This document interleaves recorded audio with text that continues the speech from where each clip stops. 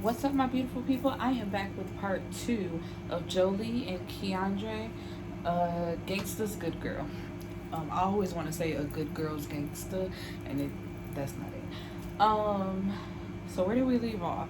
In the ending of the last book, Jholee thinks that she's about to be gang raped and that she was fooled by Fahid into getting her to Dubai.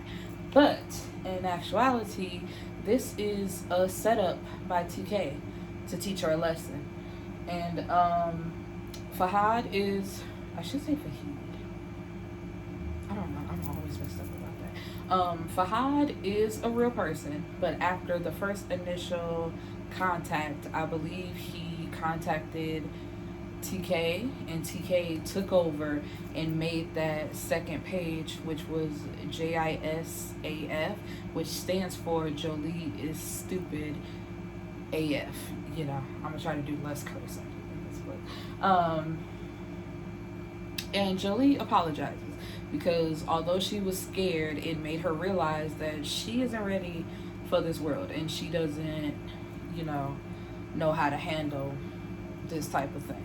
And they get to talking, just general conversation. I'm looking at my notes if you see me looking this way. General conversation about family vacations because TK asked her if this was her first time ever, being out of the country. And she said no, they used to take family vacations all the time, and it made her think about her brother and his mom. So she calls up Senior, did you ever take them on any vacations? And come to find out that while Jholee and her family was on one side, Junior and his mom were on, on the other side. So the whole family was technically together. And it just made her, she's like, does mom know? And he's like, no, she doesn't. And it's just like another thing, like, you really ain't shit. I can't stop cussing. So TK tells her that they're staying. She wants everything that she promised in those text messages or DMs or whatever. And then it hits her. She's like, I was talking about you to you. And he's like, yeah, that's why I said you were stupid. And so one of the things she promised was a pole dance. So she dances for him, and he like, nah, ain't no way you a virgin, because she was dancing just that good. And so he takes her virginity, and they just have a good time while they're out there. And on the way home, he's getting ready to drop her off, and she's hesitant because she doesn't know how to ask, but she's like, the money, and he's like, are you serious? And this upsets him because he's just like, he feeling her. So, and now he thinking she's only after his money. So he writes her a check for $200K instead of, I think, the $150 or $160 she thought she was getting. And he puts her out the car. And, as of right now, they're done with. And when she gets in the house, she's upset because she's asking, what did I do wrong?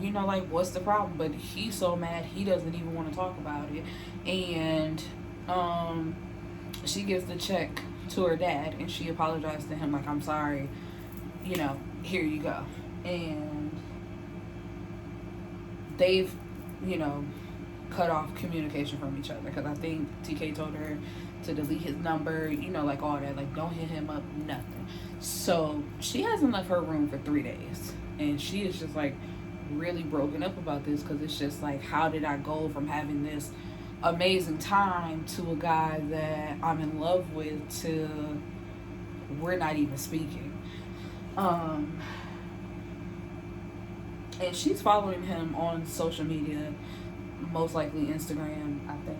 Yeah, and he's being petty, talking stuff about hoes, basically insinuating that she's a hoe, and then post a picture of him and Cheyenne with the caption, been about you. And it's a switch. I can go from being real sensitive to being petty as I don't know what, because I would have commented once you just in Dubai with me, you couldn't have been all about her back, then. Like, don't try to front on me. Like, don't do it. Do not try to front on me, cause we both gonna have all our dirty laundry aired out. So Lynetta comes in her room like on the third day trying to feed her some food. Jholee doesn't want to eat it, but she makes her like drink the cranberry juice, and she tells her, you need to get over it. You don't really have feelings for him. It's just the fact that he took your virginity, so you're feeling a type of way. But basically, you need to get over it. It's nothing to stay stuck on. Get up, brush yourself off. We done with this.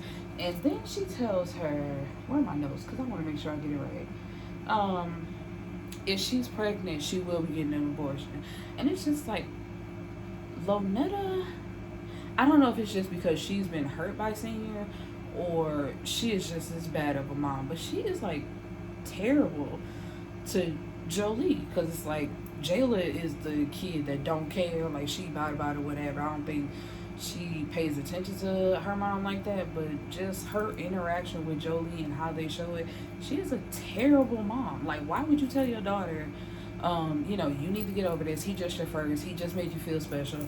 Get, feelings. What are those? And then it's like, oh yeah, and if you just happen to be pregnant by this situation, we're getting that sucked right on out of you. And TK has been on a rampage lately because he's still in his feelings. He thinking basically he got, which he didn't. It's just like, if you would learn to communicate, you would know that. And he's been dodging texts from Cheyenne and Riley, but now he has a new horse in the stable by the name of Nazima. He talks to Carter about Jholee, telling him the situation and why he's upset about it. And Carter, he tells him, just because y'all shared a moment and... Alright, sorry about that, y'all. A little bit of technical difficulties. Where did I leave off? Yeah, her and her family did not stop needing that money just because y'all had sex with each other. And so that kind of opens TK's eyes about the situation. But as soon as he's like thinking of reaching out to her, he gets a call from the bank that Jolie's mama is trying to cash a check. So that puts him right back in his feelings, and he tells the bank, do whatever. She's like, sir, that's not an answer. Can this woman cash this check or not? So he's like, sure. And Jholee is still like, she's stalking his Instagram. She got the notifications on anytime he posts something or anything. And he posts, because the song that she stripped for him in Dubai, like the lyrics, he captioned a photo with those same lyrics. So she thinking that's for her. So she thinking they on the up and up now. But actually, Nazima comments and was like, you remembered my favorite song or something like that. So now she clicking on her page like, he done got somebody new already. And so she follows Nazima, and it's just like, Jholee, you going out sad, sis. Ain't no way I'm finna follow the chick just to see, what she doing and how they interact like that. Because it's like, I know love, I know feelings, I know, ain't nobody doing all that. Because it's just like, y'all, oh, excuse my hair. Y'all, I call myself straightening my hair out. I don't know why I tried now in the summertime. It's just like, I could have kept my curls. Anyway, where are we? So, Octavia, which, like I said, Octavia is me in friend form. It's just like, until later. Only about one thing though, because I kind of felt the way. She's on, leave him alone. Like, if that's how he want to play it and that's how he want to do it, and you kind of already knew how he was, just leave him alone. Like, don't even worry about it. Lynetta invites Major like to the house to check up on Jholee. And like Jholee talks to him, but then she asks Lynetta, like, please don't interfere with my love life. Like, leave that up to me. And Lynetta's like, excuse me, I thought you needed some help, trying to get over your little heartbreak or whatever. And it's just like, but I don't need that from you. Like, let me if you gonna go Jolee's route and have her emotions on my all that type of stuff. Let me handle my stuff on my own. You not even dealing with your drama that you holding on to. So how you gonna tell me to get? See, that's what I'm saying. And that be the thing about trying to respect your parents and what, because I just got hyped. Because it's just like, that'd have been my comeback. I'm like, you still throwing up in my daddy face about him cheating and creating a son. How about you deal with that instead of trying to tell me to get over something? How about you get over that? 15, what is it, 17? They about to be 18 years later. How about you deal with that? It wouldn't be, like all the neck rolling and stuff, but it's just, it'll be very respectful. Like, mama, you can't come pot. No. You can't come to the kettle. Mind your business. And so Senior takes Jholee to like a rundown building. Come to find out, his parents used to have a chicken. They call it a chicken shack, where it was very popular. They made the best wings in town, and he had plans on taking over the family business.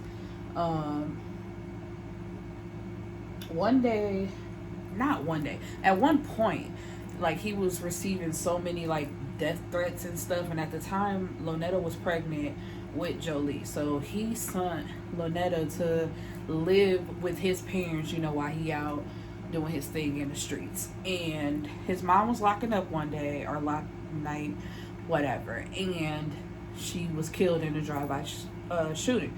And of course the family blamed him, with him being in the streets. It's just like, you're the reason why she's dead. And he thinks that Carter had something to do with it. Like, even back then he went and checked him, but Carter has an alibi. He's like, I ain't had nothing to do with it. That's not me. That's not my fault. And where is it? He has plans of wanting to like reopen it in honor of his mother, instead of like getting back in the drug game, because he just realizing he's getting older now. That ain't for him. He can do something else and like honor his mom and just reopen the place. And so we find out that because Jholee thought like his family was dead, like he didn't have nobody. Gonna find out the dad is still alive, and he has a younger brother and sister. So yeah, and it's just like, that's where I'm stuck right here, and I'll see you guys back in the next chapters.